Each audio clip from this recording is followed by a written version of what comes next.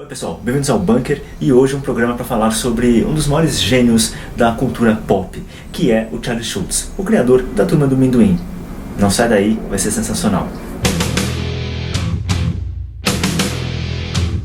Charlie Brown, Snoopy, Woodstock, Linus, Lucy, Schroeder e toda a turminha fazem sucesso há mais de 50 anos com um grande público.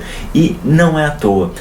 Vamos tentar decifrar aqui o porquê desse sucesso. E o sucesso, o impacto da criação do Schultz vai ter paralelo dentro da cultura do entretenimento, da cultura pop, com nomes assim como Walt Disney, que você pode ter um nível de comparação, ou então os personagens da Pixar. Aliás, existem até vários paralelos aí, especialmente os personagens da Pixar com os personagens do Schultz. Vou tentar falar um pouquinho aqui disso aqui, se der tempo no programa.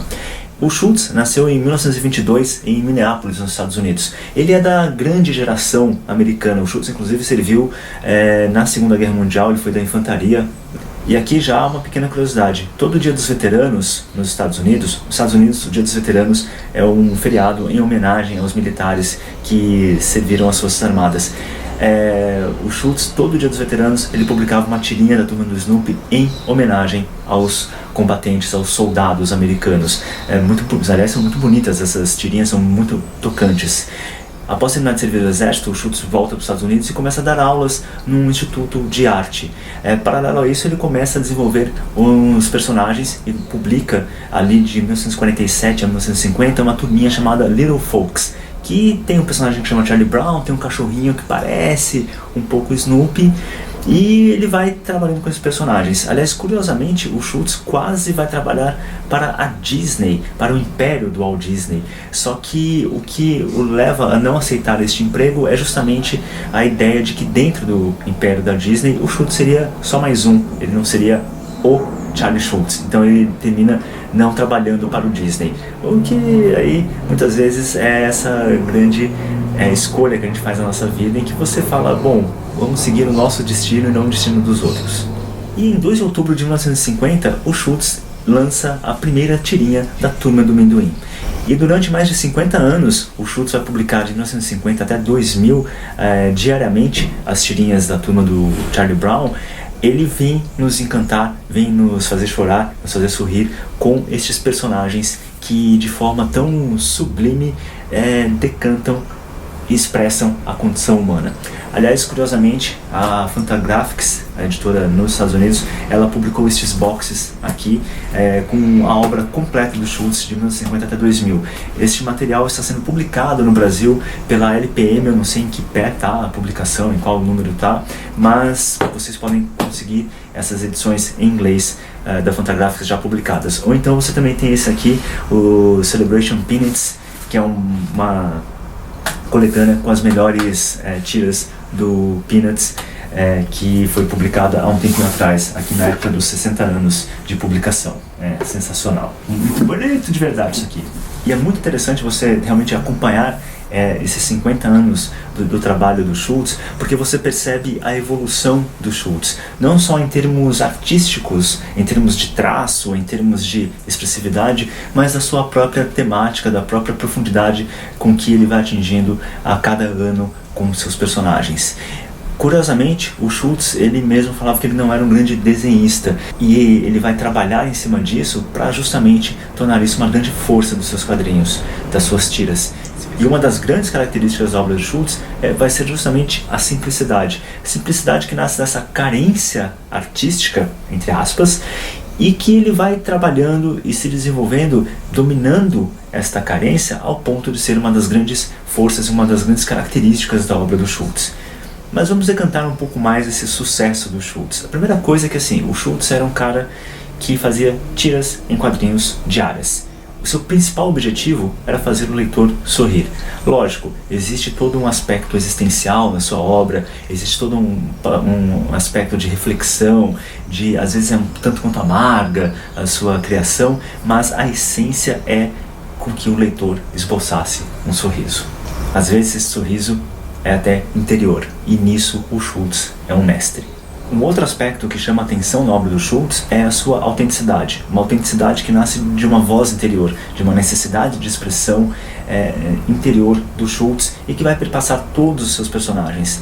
Aliás, isso é uma característica que a gente pode hoje em dia achar meio banal, porque tem tanto personagem hoje em dia que é assim, sei lá, BoJack Horseman, os personagens da Pixar, tudo, mas isso nasce essencialmente com o Schultz. Um outro aspecto interessantíssimo da obra do Schultz é que ele basicamente trabalha em duas camadas. Isto é, ele tem um discurso, uma narrativa voltada para o público adulto e uma narrativa voltada para o público infantil. Então os seus personagens atingem os dois públicos, né? Tanto um público mais maduro, que já teve experiências trágicas, que já tem um certo amargor, que tem uma certa desesperança na sua vida, quanto a criança, quanto a inocência, quanto tudo isso. O Schultz, ele mescla isso muito bem. Aliás, essa daí é uma das grandes características da obra do Schultz, que vai ser incorporada dentro do que a Pixar faz muito bem, que é essa criação, esses personagens que falam para todos os públicos. Um outro aspecto que eu acho bem interessante da obra do Schultz é que, assim como as artes plásticas especialmente, a obra do Schultz é muito aberta à interpretação. Como assim? Ora, a obra do Schultz, ela não é uma obra ideológica, ela não é uma obra de catequese, ela não é uma obra com um discurso direto, com um objetivo direto na sua narrativa. O que você tem ali é uma reflexão sobre a vida, sobre o amor, sobre a perda, sobre as grandes tragédias ou as pequenas tragédias do dia a dia, sobre a esperança, a desesperança. Isso é aquilo que nos torna humanos e que nos faz reconhecer no outro a humanidade também.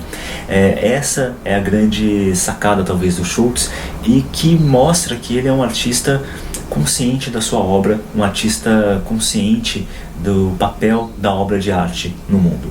E um outro aspecto que reforça isso é justamente a sua ligação com a simplicidade, com as artes plásticas. Reparem que os traços do Schultz são simples. Há imensos espaços em branco em suas tiras.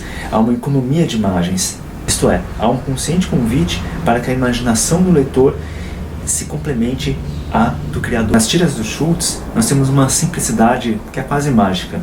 Um muro, uma folha que cai, uma pipa presa numa árvore, uma abóbora, um cobertor, uma bola de futebol americano. Todas essas imagens tornam-se símbolos de algo maior e mais profundo. E aí a gente entra numa discussão muito rica. O Robert Schultz, que é um dos grandes intérpretes da obra do Schultz, ele traz uma questão bem interessante, que é quando nós pensamos a arte, é como aquela vez em que Cristo pergunta: quem sou eu? Isto é, o que é a arte? E essa pergunta, que é uma pergunta fundamental, muitas vezes ela revela mais de nós do que da própria arte. E aqui vale uma pequena reflexão sobre essa questão da arte e do entretenimento. Toda arte envolve uma parcela de entretenimento, mas nem tudo que é entretenimento pode ser considerado arte. A grande questão aí é que o puro entretenimento, ele nos afasta da realidade, enquanto a arte, ela nos revela a realidade, ela nos revela aspectos da realidade, ela ilumina aspectos da nossa própria vida que muitas vezes nós não pensaríamos se não fosse por conta da arte. Isto é, enquanto a arte vem revelar a realidade, muitas vezes o entretenimento vai justamente nos anestesiar para a realidade. E aí a gente pode pensar um pouco na arte como parábola, e é neste ponto, neste aspecto, que talvez esteja a grandeza da obra do Schultz. Porque é justamente através de seus personagens que o Schultz vai explorar isso. Isto é, esta grandeza da condição humana e as suas fraquezas também. Você tem a insegurança do Charlie Brown, ao mesmo tempo uma esperança constante de que as coisas vão se resolver. Você tem a imaginação do próprio Snoopy, essa imaginação que o carrega e o leva através da vida. Você tem toda o sarcasmo e a ironia da Lucy, e que ao mesmo tempo também esconde uma certa fragilidade da personagem. E você tem, por exemplo, um dos personagens mais ricos, ao meu ver, que é o Linus, que é um personagem que carrega a chama da fé dentro da obra do Schultz. E a fé aqui não no sentido, como falei, da catequese, mas uma fé mais profunda, uma fé mais interior, uma fé que de certa forma transparece na obra do Schultz, apesar do Schultz muitas vezes ser considerado um autor ateu e ao mesmo tempo um fundamentalista cristão, porque ele não estava preocupado em explicitar uma mensagem, mas necessariamente em deixar que essa mensagem se revele para nós através das nossas próprias experiências e do contato com a obra dele. Enfim, o Schultz é este grande criador, os seus personagens são imensos, são maiores do que a vida, de certa forma, no sentido do entretenimento, da arte, né? Esses personagens que vão perdurar, por mais que a gente fique o tempo inteiro falando de que o que é clássico, o que deixa de ser clássico, mas se uma das grandes características do clássico é ser ser um representante da condição humana, esse representante que traz e apresenta os fundamentos da vida humana, então nós podemos considerar que sim, A Turma do Amendoim é um grande clássico. Bom, acho que o programa é esse, eu espero que vocês tenham gostado e, mais importante, eu espero que vocês se interessem pela obra do Schultz. Aliás, uma obra que é tão rica, tão imensa, tão influente, que você vai ter a presença da Turma do Schultz no cinema. Aliás, os desenhos da Turma do Charlie Brown são as coisas mais lindas, fantásticas e belas que vocês podem apresentar para as crianças de vocês, especialmente os desenhos criados lá na década de 70, 60, são fantásticos, são belíssimos. Lembrei agora de uma coisa importantíssima, dessa questão da influência, para vocês verem como o imaginário é importante na vida das crianças. O Wynton Marsalis, que é um dos grandes artistas do jazz contemporâneo, ele tem um CDzinho que é esse aqui, que é o Joey Cool's Blues, em que ele reinterpreta as músicas temas desses desenhos do Snoopy, do Charlie Brown.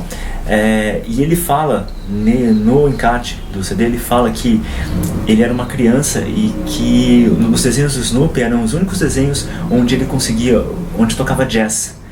Até porque os temas das músicas do Snoopy tinham uma pegada meio de jazz. E aquilo era algo encantador para ele. Então por isso que ele faz essa homenagem ao Schultz e a turma do Charlie Brown tocando esses standards da turminha do Snoopy. E essa influência e este impacto cultural da obra do Schultz é tão grande que nessas edições que a Fantagraphics publicou, todas elas vêm com uma introdução de uma grande personalidade das artes, do entretenimento, até da política, comentando sobre a obra do Schultz. Você tem desde o Bill Watterson, criador do Calvin Haroldo, até o Bill Clinton, falando sobre a importância desses personagens. Então é isso, eu espero que vocês tenham gostado do programa. Mais importante, eu espero que vocês realmente se interessem na obra grandiosa do Charlie Schultz. É isso, pessoal, um grande abraço, até a próxima, tchau, tchau.